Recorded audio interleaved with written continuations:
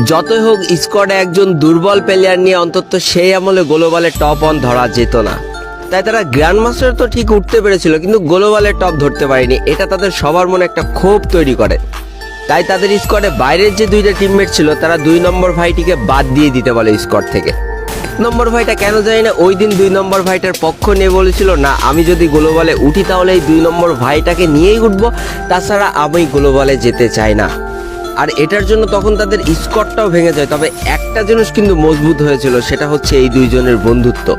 আর এবার তারা চিন্তা করে গ্লোবাল পুশ না, এবার তাদের নতুন কিছু করতে হবে। আর সেদিন থেকেই তারা 2 জন মিলে প্র্যাকটিস করা শুরু করে যে কিভাবে তাদের গেম প্লেটা ইমপ্রুভ করা যায়। কথা আছে না, তুমি যদি একটা কাজে লেগে থাকো তার সফলতা একদিন ঠিকই আসবে। আর যেই কাজটা সম্পূর্ণ হয় টানা 3টা বছর পরে 2022 সালে এসে। এই 3 বছরে তারা ম্যাপ ম্যাচ খেলা তো ঠিকই ভুলে গিয়েছিল, কিন্তু তারা নিজেদেরকে তৈরি করেছিল কাস্টমে একটা বিধ্বংসী প্লেয়ার হিসেবে। তারপরে তারা যখন দেখলো আস্তে আস্তে মোটামুটি সবাইকে তারা হারিয়ে দিতে পারছে, তখন তারা যে একটা ইউটিউব চ্যানেল ক্রিয়েট করে। আর ঠিক তাদের কপালটা খুলে যায় 2022 সালে মাঝামাঝি অবস্থান থেকে, কারণ ওই টাইমে কাস্টম খেলার ক্রেজটা ছিল সব থেকে বেশি ফ্রি ফায়ারের ভিতরে।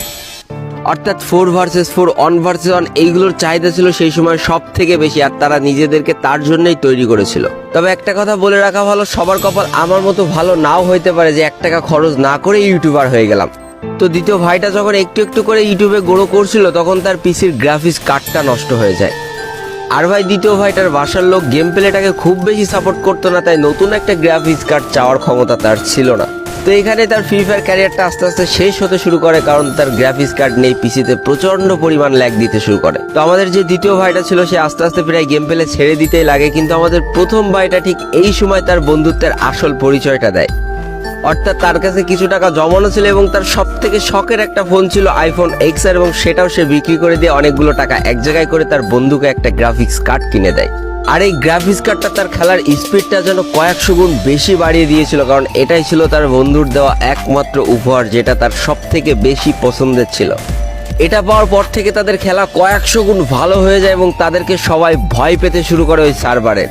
এরপর তারা একের পর এক স্কোয়াডকে হারাতে থাকে। যত ভালো ভালো স্কোয়াড ছিল তাদেরকে 4 ভার্সেস 4, 2 ভার্সেস 2, 1 ভার্সেস 1 পুরো ভেঙে দিতে থাকে, এবং তাদের সমান সমান যত সাবস্ক্রাইবার, অর্থাৎ তাদের প্রায় 1 লাখ সাবস্ক্রাইবার হয়েছিল, তো ওই সাবস্ক্রাইবার যারা ইউটিউবার ছিল তাদেরকে হারাতে শুরু করে। আর যেগুলো সম্পূর্ণ ফেয়ার ম্যাচ হতো তারা স্ক্রিপ্টেড ম্যাচ খেলতো না, আর যেগুলো পাবলিকরা খুব মজা সহকারে দেখতে থাকে এবং তাদের সাবস্ক্রাইবার আস্তে আস্তে বাড়তে থাকে।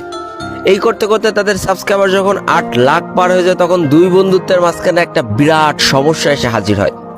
আমাদের প্রথম যে বন্ধুটা ছিল তার একটা বাইক ছিল এবং বাইক নিয়ে সে বিভিন্ন জায়গায় ঘুরতে যেত, এবং তারা 2 জন